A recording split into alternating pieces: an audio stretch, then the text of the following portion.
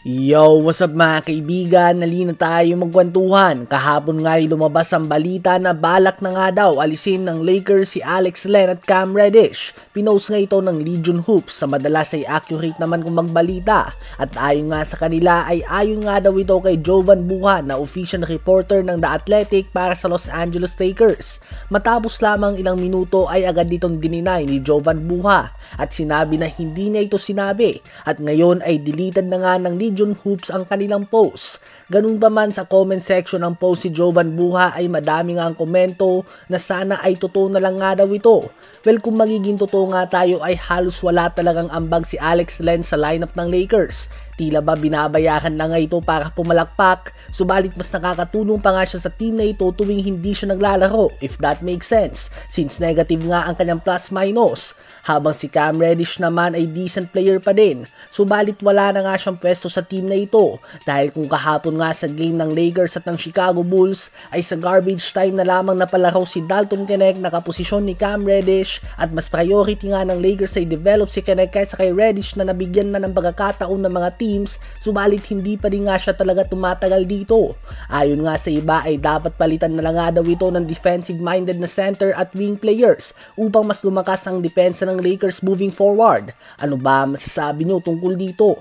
Pinutol naman ng Denver Nuggets na walang Nikola Jokic ang siyam na magkakasunod na panalo ng Houston Rockets sa score na 116-111. 39 points, 4 rebounds, and 7 assists si Jamal Murray on 4 of 6 shooting sa 3-point line.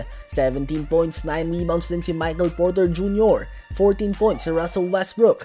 13 points, 8 assists si Aaron Gordon. At 11 points, 15 rebounds, and 4 assists si DeAndre Jordan in 38 minutes of playing time. Sa Rockets naman ay 30 points, 5 assists si Jalen Green, 21 points si Dillon Brooks, 17 points, 14 rebounds, and 10 assists si Şengün, at 14 points, 12 rebounds si Steven Adams in 22 minutes. Malaki nga ang panalo na ito para sa Denver Nuggets dahil sobrang dikit lang nga ng West standings sila ngayon mga kaibigan. Isang game lang nga ang pagitan ng dalawang team na ito. Kahit na wala si Jalen Williams, Chet Holmgren at nag-struggle pa si Shai Gilgeous-Alexander, nakuha pa din nga ng OKC Thunder ang panalo kontra sa Los Angeles Clippers sa score na 103-101. 26 points and 8 assists si SGA on 7 of 29 shooting sa field, subalit perfect 11 of 11 shooting sa free throw line. 19 points si Aaron Wiggins, 14 points, 5 assists si Alex Caruso, at 14 points, 10 rebounds, and 6 assists, 2 steals, and 3 blocks si Isaiah Hartenstein.